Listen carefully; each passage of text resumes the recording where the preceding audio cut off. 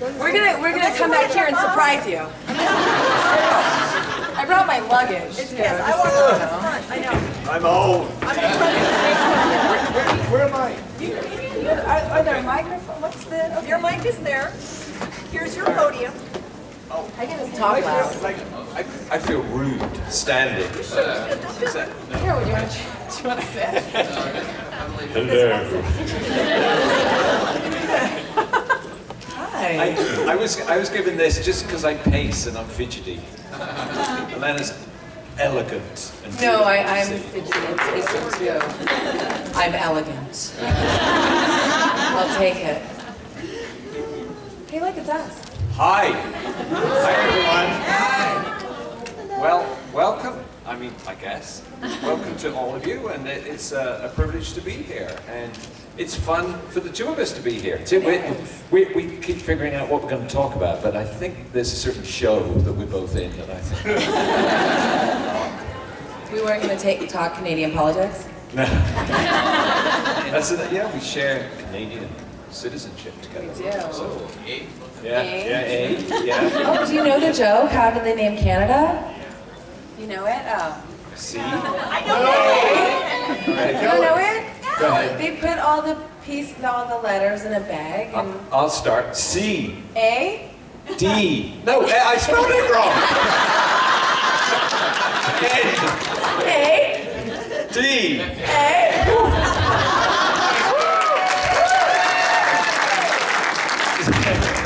That was a bad start, sorry. It's been a long hour. I know another one. How do you get Canadians to leave a party? Please? Yes! You ask. Yeah, you asked, right. There's a difference, though, between being nice and being polite. You're not always nice if you're polite. Yeah. Yeah, it's true. I'm very nice and polite. You're both. I can vouch for that. Well, What's up, guys? so, So who do you think is the cutest, Dean or Sam?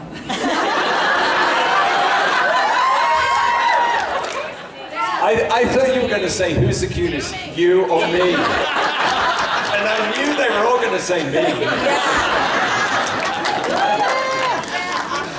Good. Yeah. Are you a moose or a squirrel guy? Or an angel? Or a devil? Right now, I'm a little pissed off with Dean. You should be. Yeah. Hey, there's some more folks. Come on in, folks. Hi. Hey, what's up? Got some superheroes. Yeah. I'm amazed at the amount of different cosplay folks there are, and a lot of time and effort gone into it. What's the best one you've ever seen at a panel? The best costume? Yep. Well, there was a guy here on Friday. To be honest with you, I don't even know what he was. But he was spectacular. He was kind of like a big, white, furry Santa Claus with a gas mask. Oh, like a steampunk Santa? Like a steampunk Santa, thank you. A Tuscan Raider? Star Wars. Oh, Star Wars. Oh, Was that? Oh.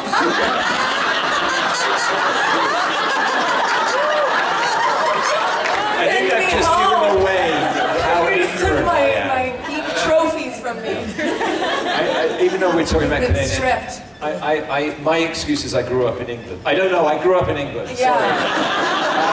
I don't know, you know Harry Potter? Well, it's the same thing. And should we talk about Harry Potter now? I'll betray my ignorance on that. I saw this amazing Bumblebee costume. You know, the Transformer? It was amazing. He was like 10 feet tall and yellow. And made noise. It was really cool. If you have questions, just raise your hand. Yeah. I'll call on you. There you go. You have me on your shirt. I do. You wear me well. I wanted to ask this on Friday for Julian, but since both of you guys are here, what was the process for you? Were you called for your roles on Supernatural to audition for it, or is it just something that you saw? You're like, I'm gonna go audition for this. Is that how it works? Because I know a lot of people like sometimes, oh, here, this is a perfect role. I know who to call for it. How was the process for you guys for the roles in Supernatural? Should I start? Please do. I can tell you that I got this request to self-tape because I live in Toronto and the show shoots in Vancouver. So I can't attend the casting session. So I was asked to self-tape for the role of Pestilence. And I put myself on, and I think that was when the writers were looking at the whole Four Horsemen. And they probably sent out a widespread request. And so everybody put themselves on tape reading those particular lines, and I did it, sent it away, forgot about it, and then I was told probably 6 months later, oh, you have a role in Supernatural. Death. So, and it was actually a shock to me because, to be honest, I didn't know much about the show. So, I would say to people, I'm on this show. Have you ever heard of it? Supernatural! So I did some fast homework. So that's my story. Yeah. I told this story yesterday, so I'll repeat it if you weren't here. But Yes. So my audition came from my agent in my inbox, and my first thought was like, this show is still on? And again, not because I don't watch it, but because if demographically you're right for a show, you would have read for it, a bunch of times. And so then I got my audition scene, and if you remember the first episode I was in, I get stabbed in the back and shot in the face and my head chopped off. Yeah. I told them to keep me around for therapy.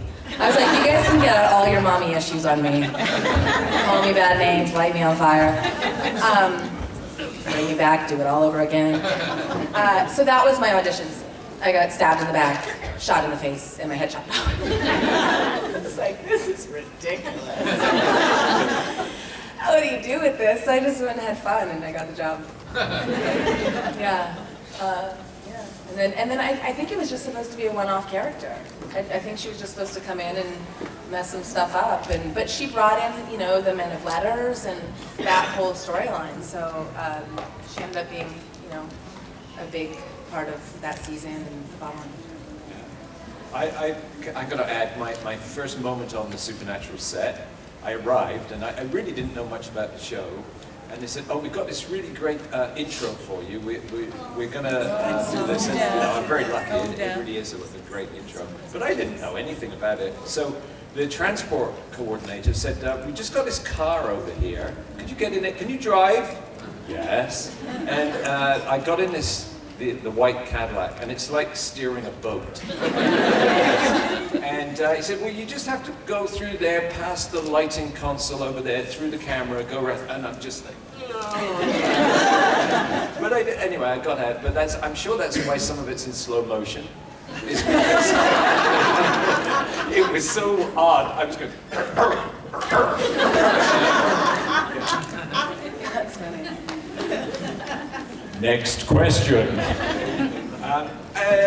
Lady at the front. Yeah, we spoke to both of you yesterday, got autographs, and you're so sweet. Both of you, just happy, smiling faces. How do you find the evil in these characters?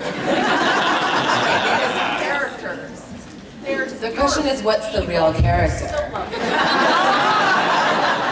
We are actors. That's my joke. I'm like, I play the Queen of Hell, just ask my husband.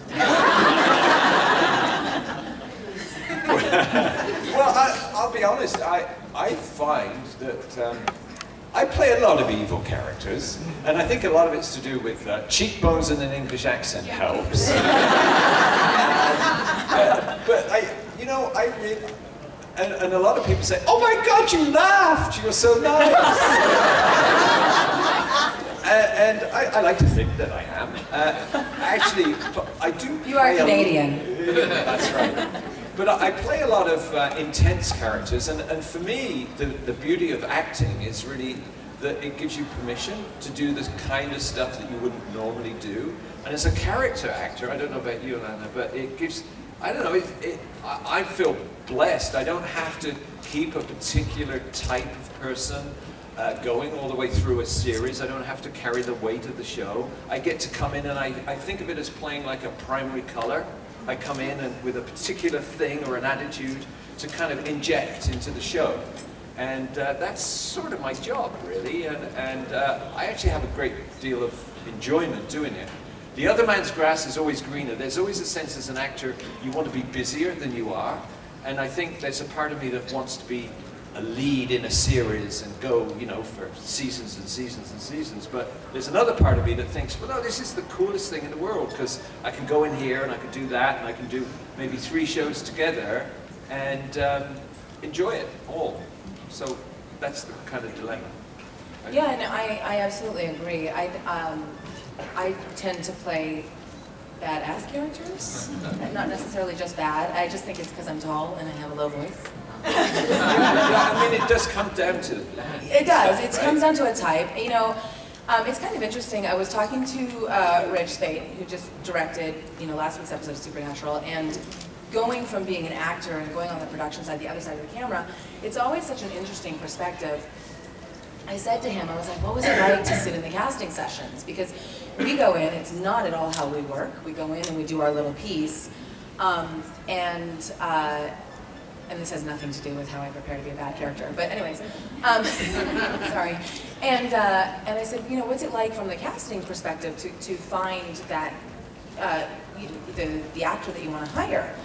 And he says to me, he's like, you know, everyone that walked in the room was great. It was just a matter of who kind of matched what I thought the character should be. And that's kind of an interesting perspective as well. Another lady there? Hi. Hi. Whose decision was it, if at all, to have Death go from a very intimidating, dark person to almost like a father figure to Dean? Right. Someone that he could go and talk to. Someone that he felt comfortable going and talk to. You know, was that something that you did, or something the script did, or did it just evolve after so many episodes that change in the character? I'll repeat it just so I know everyone's heard. The lady's asking about the character of Death and how did he go from being intimidating to more like an uncle in a way. Whose decision was that? Did it happen naturally? Well, I think it was right there from the beginning in the writing. And I just came in and played the scene as it was written and took advantage of the idea that Death loved junk food, which is... Because when you think that the most powerful person in the universe has a human foible and is very dependent on something that's very small, it makes for fun, right? And I played that, and Jensen, to his credit, in that first scene that we shot together, really played the fact that he was scared of me and played the intimidation to make it so that I felt like I was powerful, but then I didn't have to try and push it too hard. I just played it very elegantly and talked about food and smiled. And so I think that was a winning kind of formula, and we developed it from there. But I think kudos to the writers for having come up with that idea to begin with. So it was kind of a bit of both, really. Alaina, do you want to choose someone? You a Green Arrow? Yeah, I like it. both of you, on your death scenes were very violent by Dean, obviously. As They an killed me a act- few times. Again, with the therapy. Because it wasn't like an emotional, is like the physical part of that as an actor the hardest, or technical aspect? What led into your death scene? What was the hardest part of doing your death scenes? You know, that was a very long day. I got picked up at like 4 o'clock in the morning to do that scene, and we didn't wrap until 10 o'clock at night. And that's all we did all day long was that scene. And sometimes it happens, and you're like, it's one page. How does this, you know? But it gets very technical. At one point, you know, so they had me on wires, and you guys have seen it, right? So if you haven't seen it, sorry, you don't belong here. So he stabs me, and I'm on the wires, and you know, it requires coordination. So you've got the stunt coordinator, and he's like on his walkie, and he's like, 3, 2, 1, action. And the guy like signals to the other guy to lift me up, action. It's like this like sequence of things, and it kind of can get cumbersome and a little bit not organic. And we did it a bunch of times, and then the wires are in Jensen's face, and I'm aware as an actor that both of the cameras are behind me on Jensen's coverage. And I'm like putting my arms out so the wires aren't in his face, and at one point, Rosie, one of the camera operators, he taps me on the shoulder, he's like, we did it probably like 4 or 5 times by this point. And he goes, it hurts, right? I was like, what? He's like, like when he stabs you, it hurts? And I was like, oh my God, I forgot to act. He's like so in the technicality of the scene, and the walkie guy is like, okay, they're lifting me up now, and the wires are in his face, and he looks really mad. I didn't act in the scene. I was like, oh yeah, I should scream or something. And Jensen, you know, comes up to me after, and he was like, can we just try something? I was like, yeah. So he's like, let's just take your wires off. Can you just squat on an apple box, and I'll come up and stab you, and you can rise up? And that's what we did. So sometimes, you know, this is their domain, the stunt and the vis effects and all this. They get really excited, and there's a lot that goes into it. When in actuality, we could just act our way through it. So yeah, that was a little embarrassing. It's like, oh yeah. That's a really good point. I experienced the same. I play, not only do I play death, but I've been killed a lot too. And, you know, not just in Supernatural, that again was a technical exercise. And when you're doing something that requires a lot of special effects, people get into it. Special effects folks really are their own geek universe, right? And you just have to remember to act the scene and to try and be as simple as possible. I'll give you another example. I did a show called Kingdom Hospital. I don't know if any of you, some of you folks have actually mentioned it before. So I play in this a security guard who is virtually blind, who wears these huge glasses that make my eyes massive when you see them, right? So you can't see through them because everything is blurry. So the props guy came up with this great idea. He said, okay, so I'm going to give you contact lenses to counter the lenses that are in your glasses, okay? And he was really into this and done all his research, and he sort of got all the magnifications and figured out, and I went to an optometrist, and I went back and forth. So eventually I got these contacts in my eyes, and then I put the other ones on, and I looked around, and everything started to go. And depending on whether it was the glasses or my contacts, and I said, I'm going to be sick. And it said, no good. So we said, here's an idea. You play a half-blind security guard. Why don't you put the glasses on and be half-blind during the scene? And so we ended up just the simple solution was the best one. Yeah, I think that happens so often. Yeah. Gentleman there in blue. So, from the Breakfast Club. Yeah. So, in light of the last episode, I don't know if you guys saw it or keep up on it. With Sparkle? Yeah. Did you guys ever have any imaginary friends or anything like that when you were kids? When we were kids, or just in general? I have people I talk to. No. Do you? Not really, but funnily enough, I'm just about to do a play which takes place with a young woman. She's 14, she has an imaginary friend under the bed, and it's a really cool play because the imaginary friend comes out and talks to her, and only she can see the imaginary friend, but what begins to happen is that her mom sees the imaginary friend as well. And then two people from the same world of the imaginary friend come to pull him back to their world. So it's a really creepy, really interesting play. So I'm about to do that. So, but no, I digress.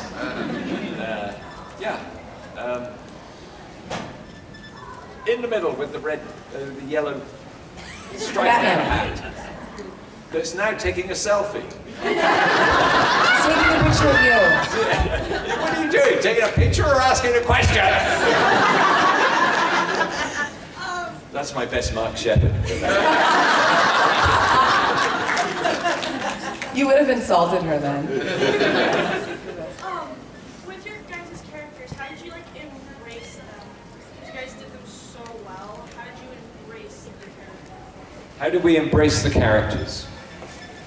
I take no credit for Abaddon. She just kind of was. I mean, I walk different, I talk different. If you ever cosplay her, you'll understand. She's a very powerful character, and I loved her. Like, you go to Vancouver and you're working, and it was one of those, as actors, it's kind of rare to lose yourself in a character. And when it happens, it's so beautiful. It's like the thing that we live for, I think, right? And you're just like there. And that was her for me. I loved her. She kind of just created herself and developed herself as we went along. So, yeah.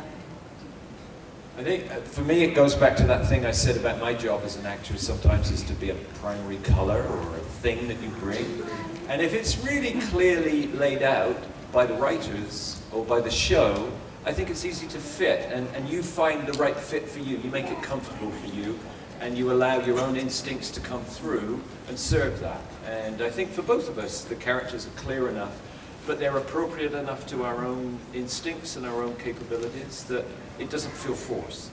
Yeah, and I think, again, that's sort of that underlying energy of why we're hired. It's like, oh, they get it, you know? I said this before, Adam Glass created my character, and he was very communicative, and he would email me and tell me sort of his intentions that weren't in the script. And so those really helped me, just those little tidbits of information of what he wanted the character to be. Where should we go? Let's go up there in Richard. Yeah. Have either of you taken any props from the show as to like taking? Why? If there was any props in the show we'd like to take. I want that gnarly, yeah, baby. Uh-huh. The one thing that I won't take is a scythe, because that will end up hurting me. Getting you arrested. I don't know. Yeah. I took my chair back. Oh, yeah. Yeah. With your name on it? Yeah, it's where the chairs we sit in. It says Supernatural and then my name on it. I know the props guy, Chris, from Smallville. And so I was like, I'm just going to take this. I think I'm dead. And he was like, okay, if you come back, I'll make you a new one. So, yeah. But I kind of want the first blade. Oh, I know, that thing's gnarly. It has teeth. When I first did the first episode in the pizza parlor, I thought, wow, this is great. All this pizza. I love pizza. I love pizza. And I thought, maybe I'll take some home with me. And by the end of that day, I made the mistake. You're really enthusiastic in rehearsals, and you say your lines, and you go, okay, you say the line, eat a bit of pizza, and then you come and do it 15, 16, 20 times, and then you realize, why did I agree to pick up the pizza at that time? So I don't think I'll ever take a pizza away from set. There's a young Batman. person over there, yes, a Batman. Batman. What about you? Do you really like eating junk food in real life? Do I really like eating junk food in real life? Yes, I do. I really do. Now, you can tell from my accent, I grew up in England. I worked in England for a long time, and in fact, the staple diet of a lot of theatre actors, when they don't have a lot of money, but they need a lot of carbs, is this thing called a chip butty. Do any of you know what that is? Chip butty? So what is fries, malt vinegar, salt, inside a piece of Wonder Bread. And you eat it. Like a sandwich? You eat it? Yeah. So a butty is So that was one of my favorites. What else? And then, yeah, there's a few. Scotch eggs are another one, which are sort of like boiled, like a hard-boiled egg, and then with this outer layer of indeterminate animal things on the outside. It's pretty interesting. So yes, I do, thank you. I like junk food, and my role has enabled me to be introduced to all kinds of other junk food that I've never heard of. I've never heard of a pickled chip before. Oh, so yummy. It was, they're great. You never heard of a pickled chip? No. Have you got any others for me? Or? Fried pickles? Fried. Yeah. Okay. My favorite is fried zucchini. That's With vinegar, with white vinegar. That's health food. And atomic fireballs. Those are my favorite candy. Wow. Chip buddy. Okay, guys, it's a new thing. There's a lady over there. Yeah, right there. You. Yeah, you with the glasses. I'm just raising my hand for my daughter, sorry. Oh. Okay, that's cool. Do you have any advice for like aspiring actors and stuff for like auditions? Because everyone always says that auditions are just horrible and awkward. So do you have like any advice for that? I'm so sorry that someone told you that. Auditions are, they're not what we do, but they're such a great opportunity to explore and to try and to, it's an integral part of getting the job. But my advice always to anyone who wants to be an actor is to act. So if that means there's a local theater company, get involved, write your own stuff, get your friends together, make plays. I mean, I remember making plays when I was little, writing plays, children's theater, did a lot of that. And then getting involved in your local community. And then when you do make the move, if you make the move to LA or New York, my biggest piece of advice is to get a life. So, like, don't go there just to be an actor. Go learn to surf. Go join a church. Go, I don't know, do something. Just don't just wait for your acting phone to ring. It's very miserable. And I would say have confidence in yourself and who you are, which is really important, because the danger for actors, and we all do it, we walk into an audition room and we see 10 people going for the same part, and we look at them and go, oh no, they're here, they're so much better than me. Yeah. But what you bring to it is special to you, right? You can't try to be somebody else. You just have to find your own instincts and reasons for doing the part and have confidence. And I think what you say about being experienced, doing plays, having experience under your belt makes you more confident. And you think, yeah, I can do this. I did it before. I can do it again. Because it doesn't get easier. I mean, we still suffer anxiety and doubts and things. Auditions are not an easy thing to do, but you just have to get out there and believe in yourself. You know, a very, very dear friend of mine who's a very successful actress, she went through this little slump, as we all do, where you're like, why am I not working? What's going on? Like, I've had all these meetings, people know who I am, I'm an asset to anyone who hires me. What's going on? And so then she's on this amazing show, and what happened, you know? And she goes, I just changed my attitude about an audition. And instead of thinking I'm trying to get a job, instead of going to get a job that day, I went to work that day. And I walked in the room and I did what I do, and I got the job. So, yeah, I think it's taking the negativity out of the experience. All right. And really, what we do is playful. It should be fun. Otherwise, why do it? Yeah, absolutely. Right? I mean, that sword thing. Right? What's up? Do you think they're ever going to bring Deb or Abaddon back on the show? Sure. It's an imaginative universe, right? Nothing is set. I don't know about my own character, I have no idea, but I also know that they're very creative people behind Supernatural, and it's about more than just literal life and death.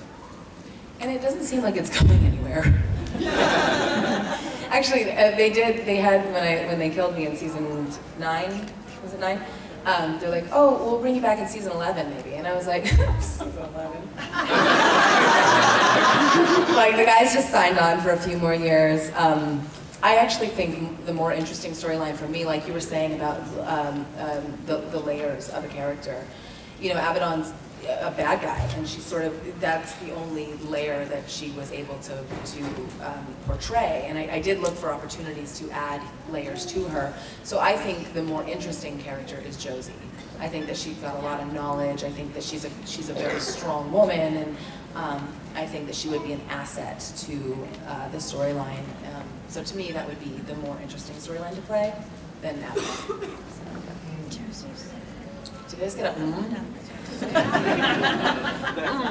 Okay, yes. When you worked with Jensen, Jared, and Misha, how did you get any work? When we work with Jensen, how do we get any work done? Jensen, Jared, or Misha?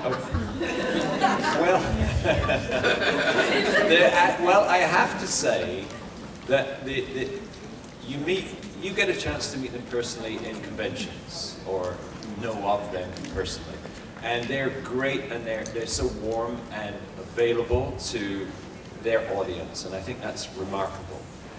But what we tend to forget is how professional they are. Yeah, they're true professionals. And they are really, really professional. They're a lot of fun, but like all professionals, they don't take themselves too seriously. But when it comes to doing a scene, they're really committed. They're really prepared. And I gotta say, again, it goes back to that thing that for me as a character actor that comes in, and I parachute into a lot of shows, a lot of series, and you can tell immediately if the leads are generous and they're really good actors. It's evident, right? And it was so evident in Supernatural. So that first scene that I did in the pizza parlor with Jensen, it was a dance between two of us. People say, "You were great." Well, that's lovely, thank you. But it was a well-acted, well-crafted scene. And I think that's the experience of everybody, actually. Absolutely. No, they are fun. The best thing is they understand, like professionals do, when it's time to work and when it's time to play. And those can be within the same hour, but there's an appropriate time for it. And you don't get a show done for 11 years, and it's a crew of over 200 people without a level of professionalism. I mean, it's a very well-oiled machine. And again, I also pop into these shows that have been long running, and that's absolutely the experience. Yes? This is a question for a friend. What are your guys' thoughts on them killing all the women in the show? What do you think? I heard, I don't know enough about the show to make a personal comment, and I don't want to make a personal comment because it's a very controversial topic. If I were to analyze the show is about two brothers. That's what it's about. So I don't think that there. I don't know. That's a big topic. Not one that I'm versed enough to talk about. Yeah, I echo that.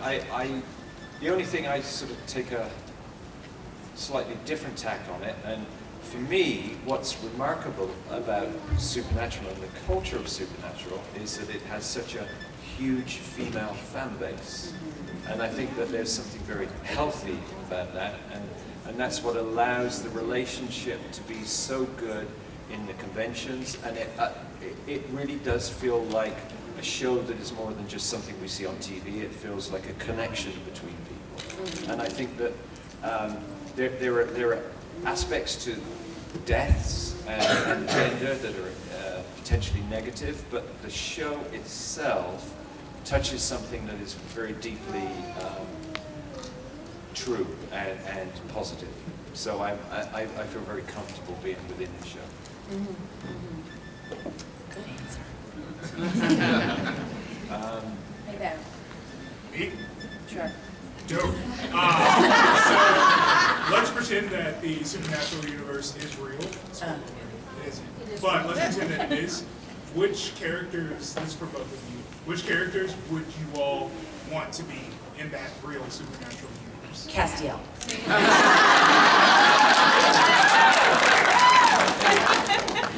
I love him. I just want you guys to love me like you love me. And I want wings. And the halo. I'd like to be as tall and strong as Jared. When he gives you a hug and pops your ribs. I mean, it's pretty amazing when you go on set and you go, he is big. Yeah, that's funny. Yeah. So I know you guys were saying they're pretty good about being professional, but we get to see a lot of like pictures on Twitter and the gag reel stuff. There are shenanigans, and we love that at conventions and behind the scenes on set. What is your favorite type of shenanigan moment that you guys had with boys or at a Comic-Con with like other members of the cast that really like, this is why I'm in this family because these people are just so much fun? I have one. So we were flying back from Sun City to Vancouver, and I was on the flight with Misha and Jared and Jensen, and we were walking off the plane, and I think I was talking to Jensen as we're walking, down the corridor in the airport. Jared. So Jensen's got his like little luggage, and Jared's walking behind him kicking him.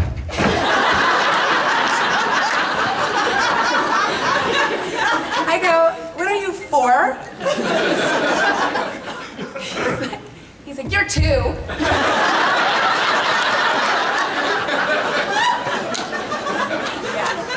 so that's them. Jared actually, he is so intelligent. He gets that reputation that he's like the big goofy moose.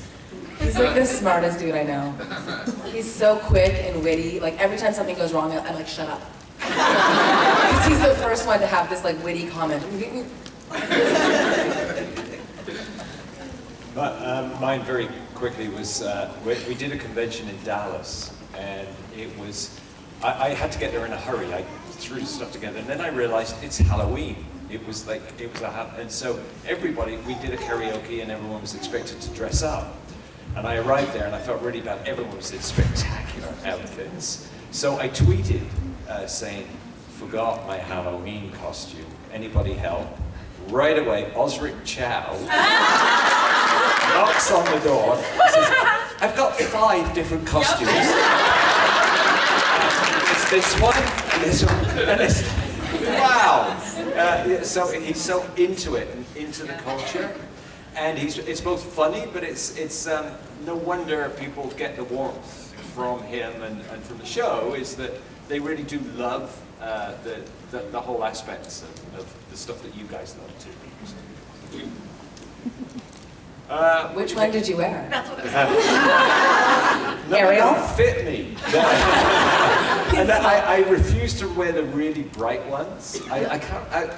But then I wear pink bunny ears. I think I look pretty splendid. I'm gonna find those. What do you think? You go ahead. You're good. You're at the podium. I have the podium. Yes, over there. Oh, next. Were you involved with any of the pranks that Jared and showed with you on set? I didn't hear the question. Were you involved in any of the pranks that they do on set? No, they're scared of me. Me too. I keep daring them to prank me.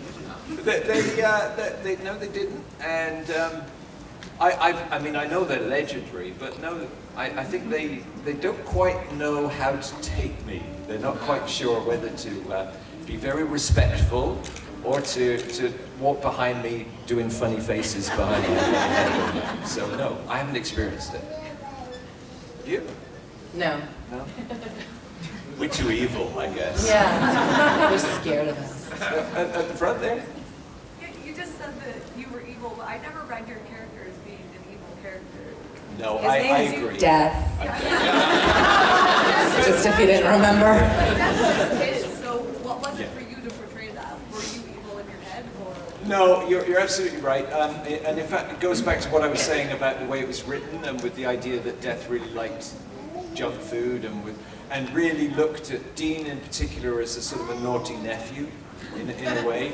So I look at Death in the show Supernatural as a force of nature that is not good or bad, but is powerful, and it has to be respected. So I don't play him as bad guy or good guy, and I think that makes it more interesting for everybody. But I absolutely have to play the power of him from time to time. I think if Abaddon comes back, she'll see Dean as the naughty nephew. And I want you to... I like that one. Yeah. To make up for my last question, what would your dream role be? I've got to say that I don't have one. I'm a character actor. I do a lot of theater. So that allows me to play against type.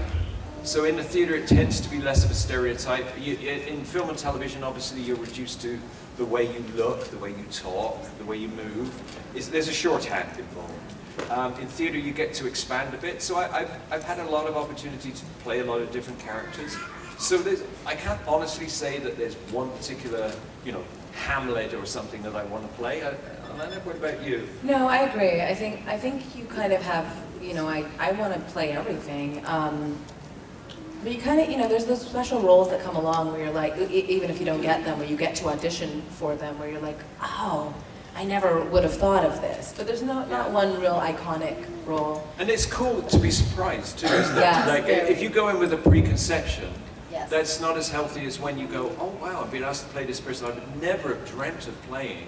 And so you bring what it is that you have to that person, it becomes kind of interesting, I think. Absolutely. And so, yeah, again, the surprise is beautiful when you read a script and you're like, oh my, like this character exists, how?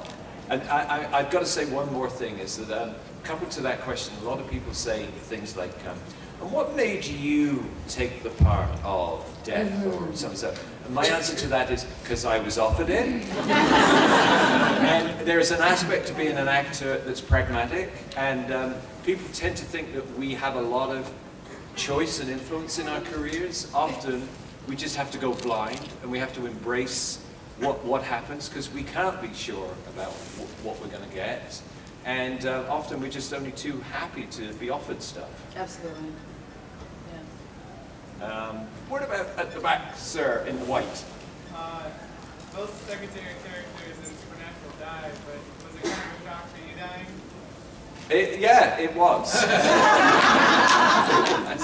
I thought a great way of wrapping up a season. And I think probably one of the best lines ever, I think I just killed death. I think that's one of the greatest lines. We'll see, and we'll see how it works out. And we'll see how somehow in the universe, the logic of it plays out. I don't know, that's not my job, but yeah, it was a shock. Yes, in the purple?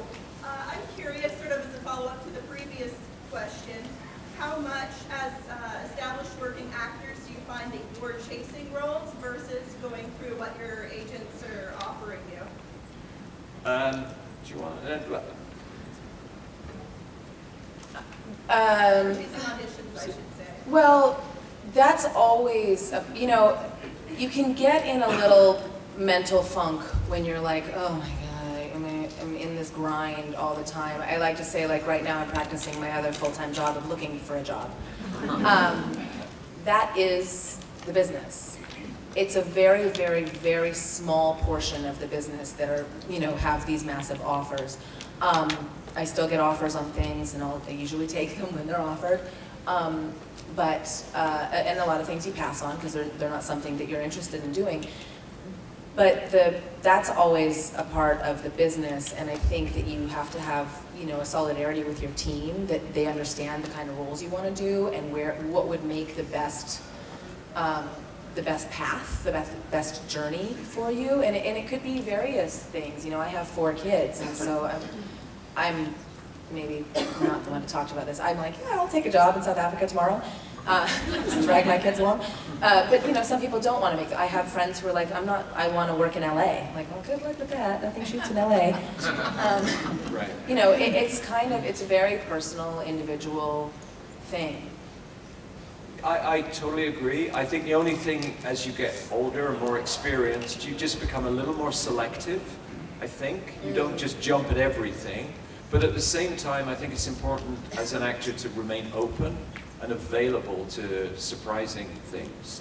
Some of the best work that I've personally done is working with emerging filmmakers who have a unique vision, not necessarily have enough money to make a really great product, but the spirit and the potential of both the film and their future work is huge, and it's well worth doing.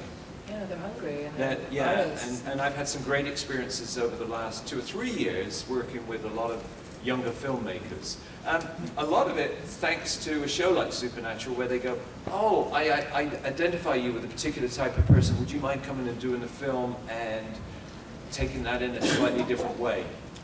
Also, I think, just a side note, sometimes you get a little disgruntled about, your 18th audition for a certain show. I'm like, can they just hire me? Or, but then you walk in the room and I have a very conscious understanding that I'm like, oh, I know everyone in this room, and they're all great actors that, like, I know, you know them too.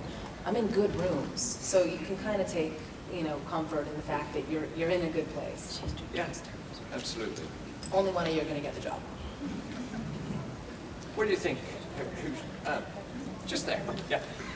So Supernatural has a huge fan base. If you guys could branch out to any other fandom, what would you like to work on? Any other sort of genre? Any other fandom that's out there. You've been to all the conventions. Would you like to be a Whovian? Would you like to be in Star Wars? Would you like to be any of the other I want to be an avatar. I want to be like 9 feet tall and blue. Tails. That'd be fun. And a tail. I want a tail. They have good teeth too. I don't know. I grew up with Doctor Who as being a now, as your life goes on, there's whole phases and doctors that you miss out on. So I only have a very specific knowledge of certain areas, like the original one. I remember sitting in my grandmother's home in England watching Saturday Afternoon and the first ever Doctor Who being terrifying. And then it caused such a commotion that the following week the BBC repeated that show. And so it had a huge impact on me. So I guess that would be the closest to what I naturally would gravitate towards. Well, that's a good one. Sir in the red tie. So there have been a lot. That's Crowley. Yes. There have been a lot of iconic moments in Supernatural. What would you say your favorite scene to film was?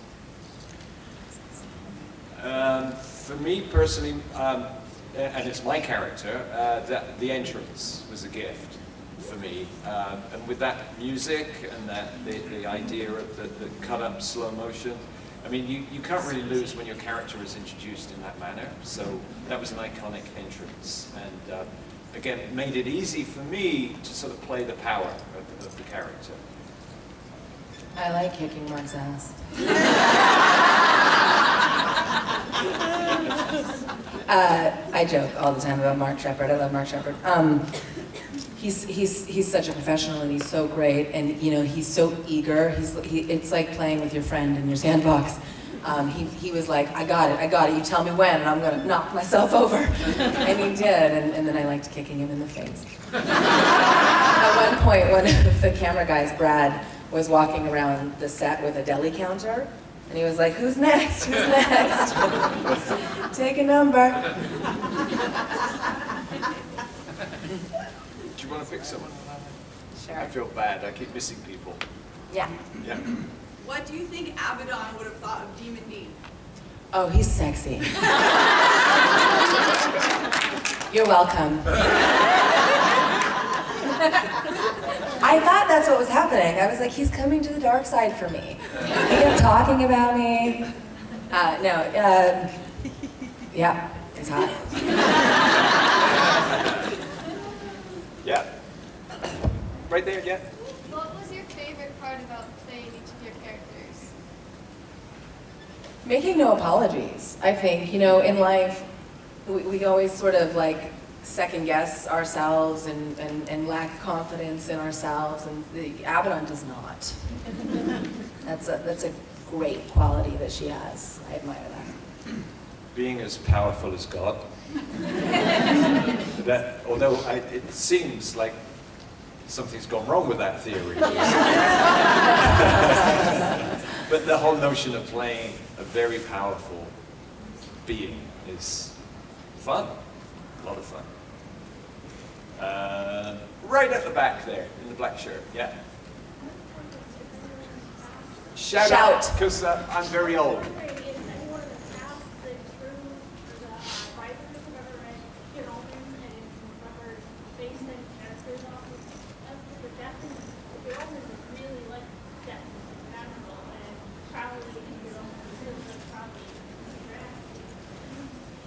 No, I didn't hear all of that. Did you pick it up? I didn't understand it. I'm going to come closer.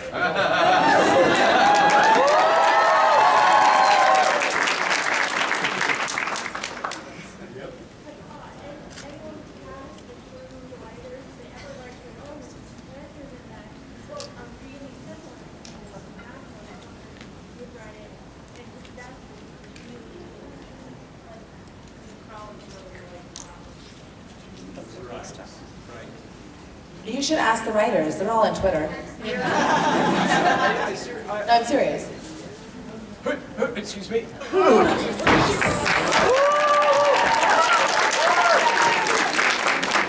Sexy, huh?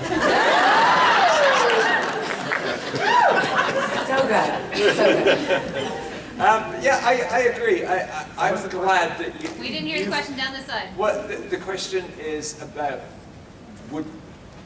I think, like, it's you're commenting on how appropriate Crowley is to Crowley, death is to death in the show.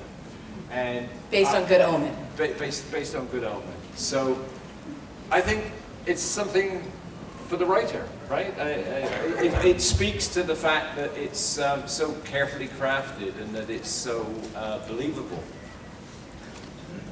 What do you think? Great. So good. Yeah. Thank you. I have a question for both Julian as Death and Alaina as Abaddon, if that's okay. Yeah. Yeah. Alaina, I'm sorry. Since you were Abaddon, do you side more with Lucifer or Crowley?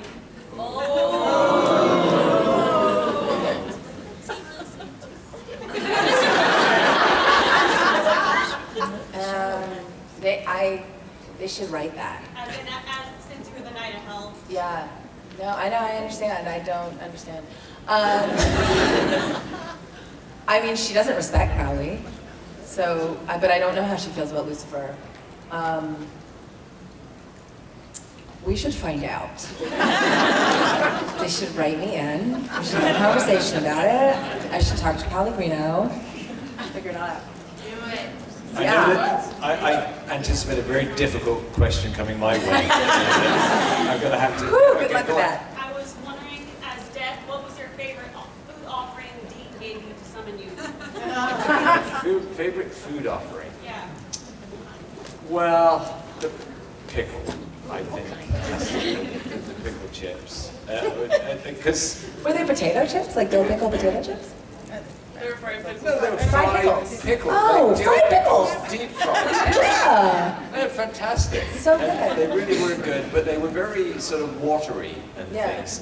So I would have occasional explosions. The thing about... Wait a minute. You know the crowd you're in, right? Get on Tumblr.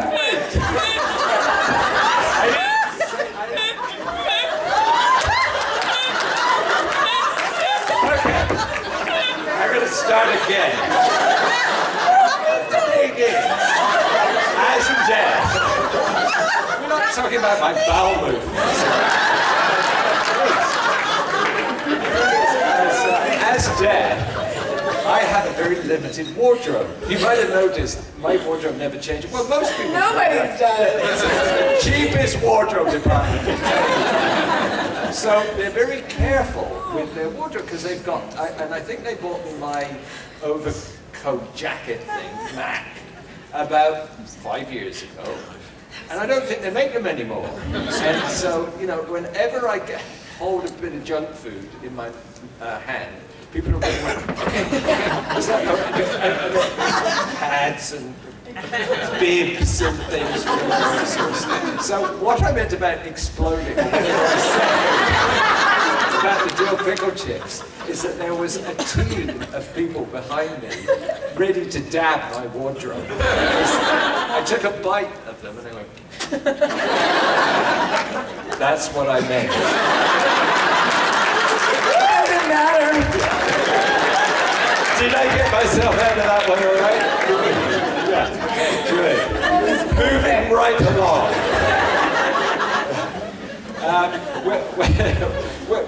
What do you think? Time for a couple more questions. So I'm afraid we're going to disappoint some people. But how about at the back there? Yeah. I'm sure you guys are familiar with all of these fan fictions going on online. What's your view on SDL and Wincest? I missed it. What's your viewpoint on Destiel and Wincest? Do you know what it is? Do you know what it is? No, I'm glad to be ignorant.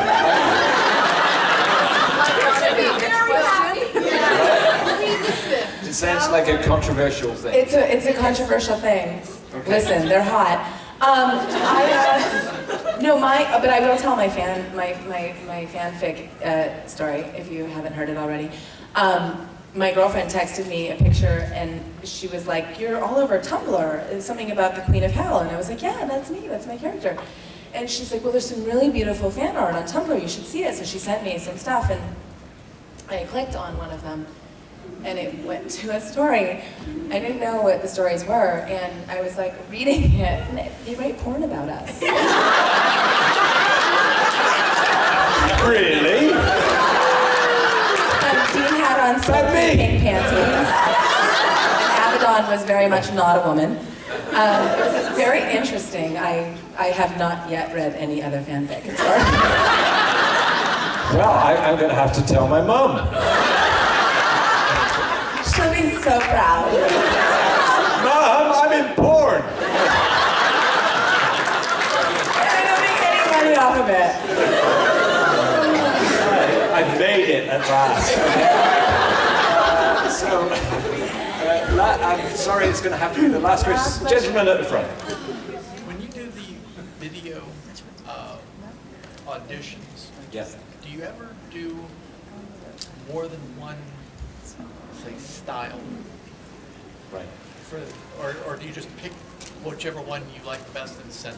The gentleman at the front asks, when we do an audition video, when we put ourselves on tape for an audition, do we do more than one style when we submit it, or what do we do? I'll give you a quick answer to that. We could do as many as we wanted. We just send it by email to Los Angeles or wherever the casting director is. We do it in a room with another actor that will help us. So it's a good idea to do a couple of different takes on it. The problem with doing self-tapes is that you have no direct feedback from somebody. So if you've got like 3 scenes, you've got 3 back-to-back scenes and you make a choice, you've got to be bold, you do it.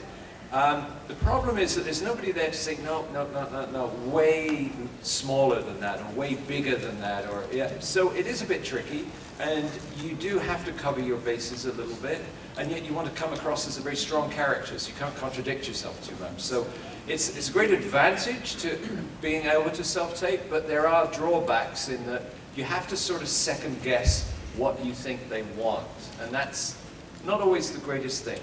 Is that your experience? Absolutely. I would say a good 40, maybe 50% of auditions now are self-tape. Not even just on tape with casting and producers aren't in the room, self-tapes. And I love them because as a perfectionist, you can get this unlimited time to do it, and that is my biggest detriment as well, because I will spend hours on an audition. So I've kind of come to the conclusion where you guys know Gil McKinney? Mm-hmm. So Gil and I do most of our auditions and things together, and we have for years. He's a good friend of mine. And so now I'm just like, okay, I got Gil for 20 minutes, I'm gonna knock it out.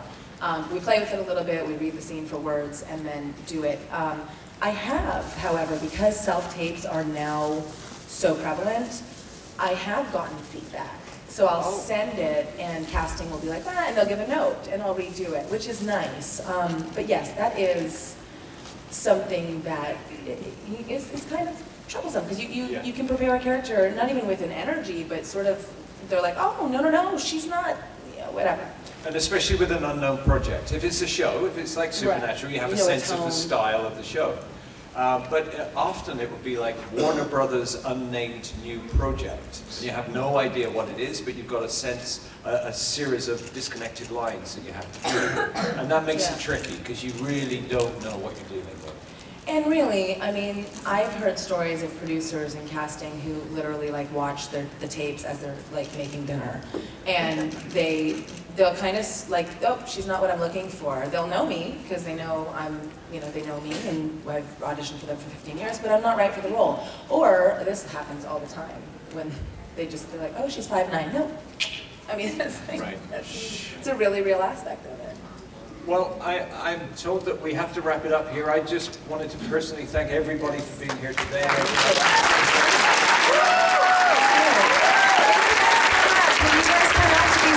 They've enabled all of us to come, and we really appreciate this. I know I speak for so many of my peers. We love coming to these things. We love meeting you guys. So thank you guys for coming out. And thanks, Alaina, as well. And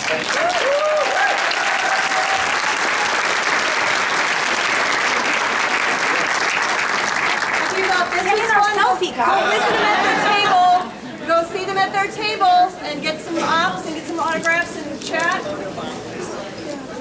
Photobomb! Photobomb! Selfie! You're so cute!